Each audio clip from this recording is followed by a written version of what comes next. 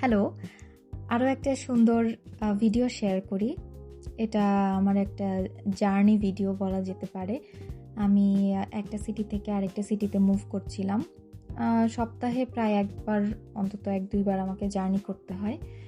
আজকে সেটাই দেখাবো যে আশেপাশে যে সৌন্দর্যটা, আমি যখন বাস জার্নি করি সেই কিছু কিছু ছোট ছোট ক্লিপ। অসম্ভব সুন্দর একটা জায়গা। আমি বাসে ট্রেনে দুইভাবেই আসা যায়, বাট আমি বাসটাই প্রেফার করি। আমার কাছে ভালো লাগে, একটু সময় বেশি লাগলেও। আমি এই মুহূর্তে যেখান দিয়ে যাচ্ছি এটা ইউনিভার্সিটি এরিয়া। বিশাল একটা এরিয়া। এই ইউনিভার্সিটির এরিয়াটার মধ্যে দিয়েই বাসটা যাবে। এটা অনেকটা সিটি সেন্টার থেকে কিছুটা দূরে। আমরা মূলত মেইন হাইওয়েতে আর কি ওঠার আগে এই রাস্তাটা দিয়েই যেতে হয়। এখানে অসম্ভব সুন্দর, আশেপাশে মাঠ, ফাঁকা জায়গা, দুই পাশে গাছ। খুবই চমৎকার একটা দৃশ্য। মানে এই সিটির আমার অন্যতম প্রিয় একটা জায়গা এখানে। আমি ঠিক এই কারণেই আমি বাসটা প্রেফার করি, যে বাসে করে গেলে আমি এই জায়গাগুলো দেখে যেতে পারি। এমনিতে অন্যান্য জায়গাটাও খুবই সুন্দর, হাইওয়েটাও খুব ভালো। আমার মনে হয় যখন দিন ভালো থাকে, মানে যেই দিন বৃষ্টি না হয়, সেই দিনগুলো, মানে রৌদ্রোজ্জ্বল দিনটা আসলে খুবই উপভোগ্য এইসব জায়গাতে। এখন তো সামারের বেশিরভাগ সময় দেখা যায় রোদ থাকে, সবাই খুব এনজয় করে। এখন আমি হাইওয়েতে যাচ্ছি। হাইওয়েতে অলমোস্ট ফাঁকাই বলা চলে, কোনো ধরনের জ্যাম নেই। বাট তারপরেও বাস দেখা যায় একটা নির্দিষ্ট স্পিডের বেশি কখনোই চলে না, এবং ধীরে ধীরে শহরের বাইরে বের হয়ে যাই। তারপর দেখা যায় একটা লম্বা সময় ধরে এরকম রাস্তা চলতে থাকে। আরও সামনে গেলে আমরা দেখতে পাবো যে দুই পাশে ছোট ছোট যে পাথরের পাহাড়টা থাকে, পাহাড়ের মাঝখান দিয়ে দেখা যায় রাস্তা হয়েছে। কিছু দূর পর এরকম ছোট ছোট ওভারব্রিজ থাকবে। আর আমার মনে হয় যে এই ওভারব্রিজগুলো এক একটা, মানে হাইওয়ের উপর দিয়ে এক একটা জায়গা থেকে আরেকটা জায়গা কানেক্ট করে। এটা সিটি না, হয়তো একটা সিটির মধ্যে অন্যান্য জায়গাগুলো আর কি। এছাড়াও চারপাশে দেখা যায় বিশাল ফাঁকা জায়গা। এখানে কী ধরনের কি চাষাবাদ হয় আমার কোনো আইডিয়া নাই, বাট আমি গত বছর দেখেছিলাম যে এই জায়গাগুলোতে বেশিরভাগ সময় হয়তো গমের চাষ হয়ে থাকে। যদিও আমার ক্লিয়ার আইডিয়া নাই যে এই জায়গাগুলোতে কী হয়, বাট বিশাল বিশাল পাহাড়ি এলাকা। পাহাড়ের কখনো মাঝে মাঝে আমি দু একটা বাড়ি দেখতে পাই। এটা কিছুটা হলেও সিটি সেন্টারের কাছে, এই জন্যই দেখা যাচ্ছে। এছাড়াও পুরো জায়গাটা জুড়েই খুবই সুন্দর।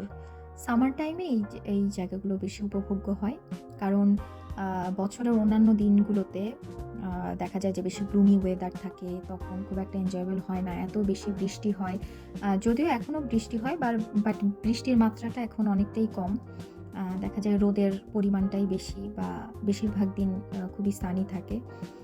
তখন আসলে দেখা যায় মুডও ভালো থাকে, ভিডিও বা এটা যে কোনো কাজের উদ্যমতা বেশি থাকে। আমার মনে হয় এটা একটা খুব গুরুত্বপূর্ণ একটা পয়েন্ট, যে আমাদের যে সাউথ এশিয়ান কান্ট্রিগুলো, সেখানে সব কিছুর প্রাচুর্যতা বেশি, কারণ সেখানে প্রচুর রোদ থাকে আর কি সারা বছর। বেশিরভাগ সময়ই দেখা যায় যে এমন কোনো দিন হয় না যে সূর্যর দেখা পাওয়া যায় না। বাট ইউরোপের কিন্তু অনেকগুলো দেশে এমন হয়, বেশিরভাগ সময় সেখানে সূর্য থাকে না। সো এটা আসলে কোপ করা খুবই ডিফিকাল্ট। বিভিন্ন শারীরিক অসুবিধাও হয়, বিশেষ করে ভিটামিন ডি ডেফিসিয়েন্সিতে। এটা বোধহয় আমি খুবই কনসার্ন, এটা নিয়ে আমি কথাও বলেছি অলরেডি। এটা খুবই গুরুত্বপূর্ণ একটা কারণ। এই কারণে কিন্তু এখানের বেশিরভাগ মানুষ, বিশেষ করে আমাদের এশিয়া থেকে যারা আসে বা নেটিভরাও, ওরা হচ্ছে রেগুলার সাপ্লিমেন্ট খায় বা রেগুলার সাপ্লিমেন্ট নিতে হয় ফিট থাকার জন্য বা ভালো থাকার জন্য। আমি অলমোস্ট অনেক দূর চলে আসছি। এখান থেকে ওই যে দূরে পাহাড়গুলো দেখা যায়, খুবই সুন্দর লাগে এই ভিউটা। আমি মাঝে মধ্যে আসলে যখন আমি এখানে আসি, এত সুন্দর চারপাশ যে চোখ সরানো যায় না, খুবই সুন্দর লাগে। এই জন্যই আমি বাসে করে যাওয়াটাই প্রেফার করি ট্রেনের চাইতেও। ট্রেনেও খুব সুন্দর দেখা যায়, বাট আমার মনে হয় বাসে করে গেলেই সব থেকে বেশি উপভোগ্য হয়। আমি অলমোস্ট হাফওয়ে চলে আসার পর দেখলাম যে ঠিক আছে, অনেকক্ষণই আমি ভিডিও করলাম, এবার একটু রেস্ট নেই। এরপর পরই দেখা গেল যে একটু বৃষ্টি চলে আসলো। বৃষ্টির পর, বৃষ্টি যদিও বেশিক্ষণ ছিল না, তারপর আবার রোদ, আবার বৃষ্টি ২-৩ বার অন্তত এরকম হলো। যেটা আসলে এখানকার খুবই কমন একটা ওয়েদার, যে প্রতিদিনই বৃষ্টি হয়। যেটাকে আমরা ফান করে ব্রিটিশ ওয়েদার বলে না? যে কখন কি হবে আসলে কিছুই বলা যায় না। এই বৃষ্টি হচ্ছে, এই রোদ উঠছে, এই গ্লুমি ওয়েদার, আবার সব ঠিক হয়ে যাচ্ছে। এই সব মিলেই অনেকটা এরকম। আ দেখতে, দেখতে অনেকটা সময় চলে গেল। আমি মোটামুটি এনজয় করলাম। এই বাসের একটা সুন্দর দিক বলি।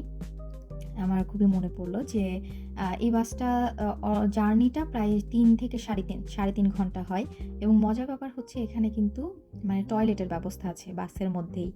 এটা আমি দেখে খুবই অবাক হয়েছিলাম। আমি ১ম যেদিন আসি, যে যদি মাঝপথে এরকম কোনো প্রবলেম হয় বা বিশেষ করে যারা বয়স্ক তাদের এরকম প্রবলেম হতে পারে। তো এরকম অসুবিধা হলেও কোনো চিন্তা নেই। বাসে কিন্তু টয়লেট থাকে। আমার মনে হয় এটা বাংলাদেশেও এরকম শুনেছিলাম যে কোনো একটা কোম্পানির বাসে এরকম ছিল। বাট আমি কখনো দেখি নাই আরকি বাংলাদেশে থাকাকালীন। এটা একটা গুড ইনিশিয়েটিভ। কারণ অনেক সময় এইসব দেশগুলোতে ওরকম ব্যবস্থা নেই যে রাস্তার মাঝখানে কোথাও বিরতি দেয়া বা বিরতি দিয়ে অনেকের প্রয়োজনীয় কাজ বা কখনো অনেক সময় মানুষজন খাওয়া-দাওয়া করে, সেই ব্যবস্থাটা নেই। এখানে সবাই যার, যার খাবার নিজে ক্যারি করে বা টুকটাক স্ন্যাকস যেগুলো। সো এটা একটা খুব গুরুত্বপূর্ণ আমার মনে হয় সবার জন্যই, যে বাসের মধ্যে যদি এরকম একটা ব্যবস্থা থাকে এবং খুব ইম্পোর্টেন্টলি খুবই হাইজিন ওয়েতে সেটা মেইনটেইনড হয়। খুবই ভালো। আমি অলমোস্ট চলে আসছি কাছাকাছি সিটি সেন্টারের। বাট স্টিল এখনো বোধহয় অনেকটা সময় লাগবে আমার।